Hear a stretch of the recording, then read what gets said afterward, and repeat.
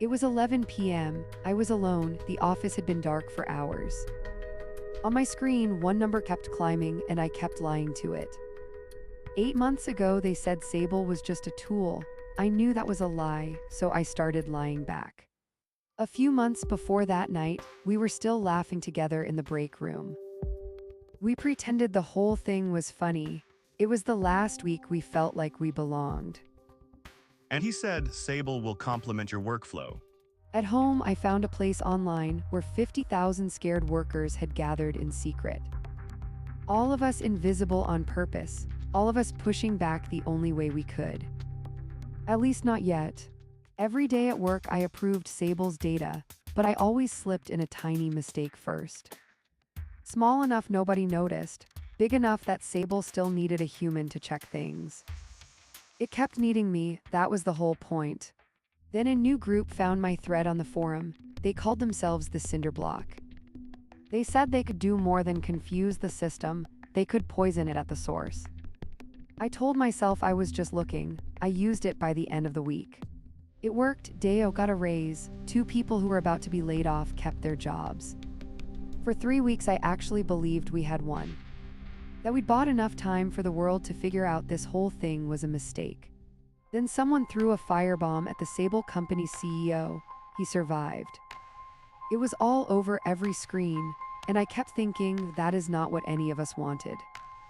We just wanted our jobs back. The forum split in half celebrated the attack, my half was horrified.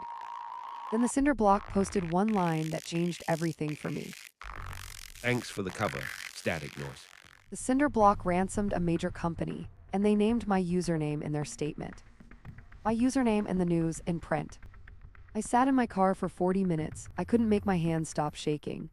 Then the forum posted the subpoena notice, 23 usernames the government wanted unmasked. I was number 7. I found out the same way everyone else did, a pinned post. Like a wanted poster. 2 a.m., I sat at my kitchen table with 3 browser tabs open and a cold cup of tea. I kept writing the same sentence and deleting it every 5 minutes. My name is Mara Solis and I am not a terrorist. Every time I got to that word, I deleted it all. The next morning, my manager called me in, not about the subpoena. About a memo my team's role eliminated, 30 days. So I risked everything to keep us relevant, and you're laying us off anyway. Deo caught me in the stairwell. He'd seen the news, he'd figured it out. He gripped my arm and asked me, not like an accusation, like he wanted to help. Mara, what did you do? Not enough and not what they think.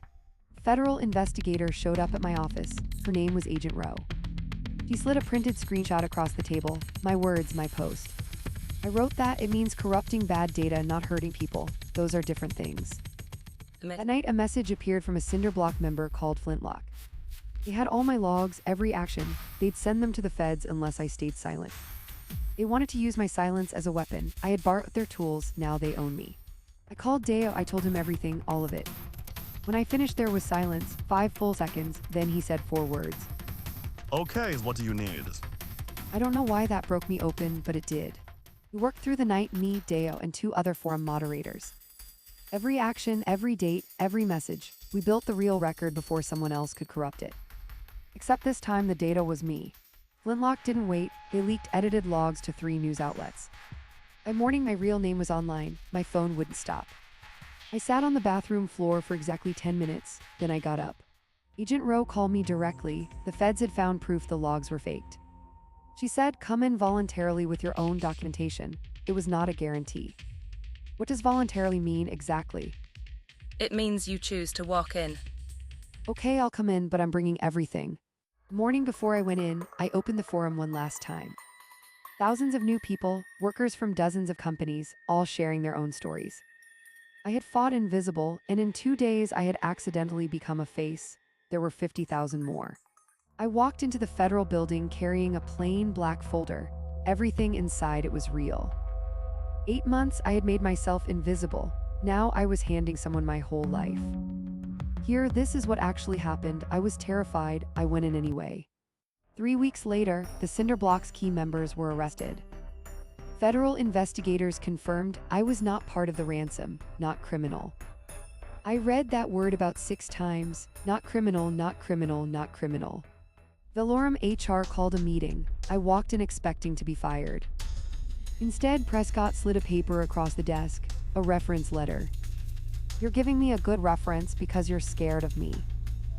We wish you well in your next role. Okay then. 6 weeks later, I was at a new desk, in a new apartment, building something real with Deo. A platform to help workers document what they actually do before the system erases the proof. The way to survive is to make the record undeniable. Make yourself so real that even the machine has to account for you. Sable is still out there, still growing. I didn't stop it. I never thought I could. But I am still here, and I have learned one thing: I am very, very hard to delete. My name is Mara Solis. I am a data quality analyst, and I am very, very hard to delete.